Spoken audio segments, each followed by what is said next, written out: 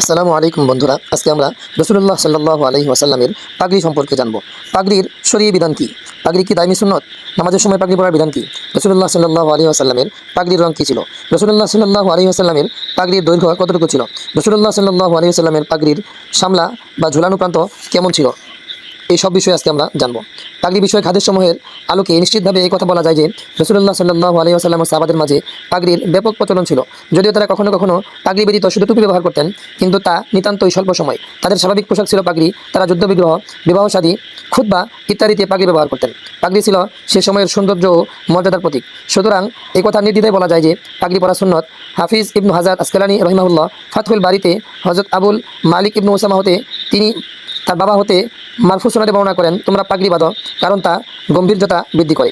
নামাজের সময় পাগড়ি পরার বিধান কি? কিছু হাদিসে নামাজে পাগড়ি পরার প্রতি উৎসাহ প্রদান করা হয়েছে, কিন্তু মুহাদ্দিসিনে কিরাম এর সব হাদিসগুলোকে জাল বা পরিত্যক্ত বলেছেন। রাসূলুল্লাহ সাল্লাল্লাহু আলাইহি ওয়াসাল্লামের যুগে পাগড়ি যেহেতু স্বাভাবিক পোশাক হিসেবে বিবেচিত হতো, তাই তারা যেমন যুদ্ধবিগ্রহ, বিবাহ শাদী, খুতবা, নানাবিধ কাজে পাগড়ি ব্যবহার করতেন, তেমনি তারা পাগড়ি পরে নামাজও পড়তেন। সুতরাং পাগড়ি পরে নামাজ আদায়ে কোনো সমস্যা নেই, বরং পাগড়ি সম্মানজনক ও সৌন্দর্যতার পোশাক, তা পরে নামাজ আদায় করা উত্তম। তবে পাগড়ি পরে নামাজ আদায়কে গুরুত্ব দেওয়া এবং পাগড়িবিহীন নামাজ মাকরুহ বা অনুত্তম বলা ঠিক নয়। রাসূলুল্লাহ সাল্লাল্লাহু আলাইহি ওয়াসাল্লামের পাগড়ির রং বিভিন্ন হাদিস তালাশ করলে দেখা যায় রাসূলুল্লাহ সাল্লাল্লাহু আলাইহি ওয়াসাল্লাম কালো রঙের পাগড়ি পরতেন।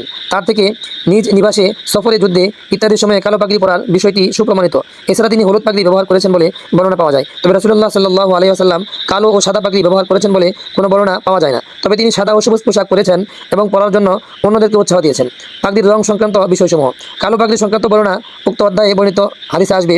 হলুদ পাগড়ি। রাসূলুল্লাহ সাল্লাল্লাহু আলাইহি ওয়াসাল্লাম হলুদ পাগড়ি ব্যবহার করেছেন বলে কিছু বর্ণনা পাওয়া যায়। হযরত আব্দুল্লাহ ইবনে ওমর রাদিয়াল্লাহু আনহু বলেন, আমি রাসূলুল্লাহ সাল্লাল্লাহু আলাইহি ওয়াসাল্লামকে দেখেছি তার দাড়িতে হলুদ রং করতে।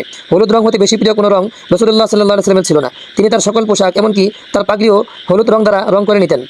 সুনানুল কুবরা লিল নাসাই 9305।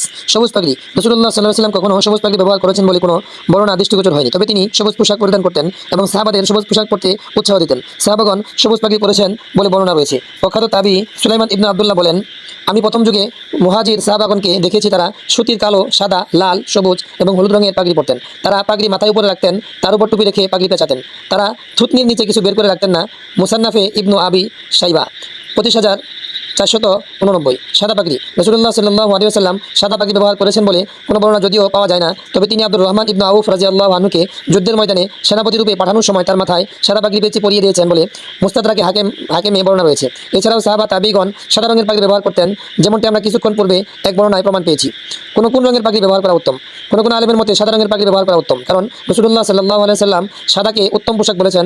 আবার কারো মতে উত্তম হলো কালো পাগড়ি ব্যবহার করা,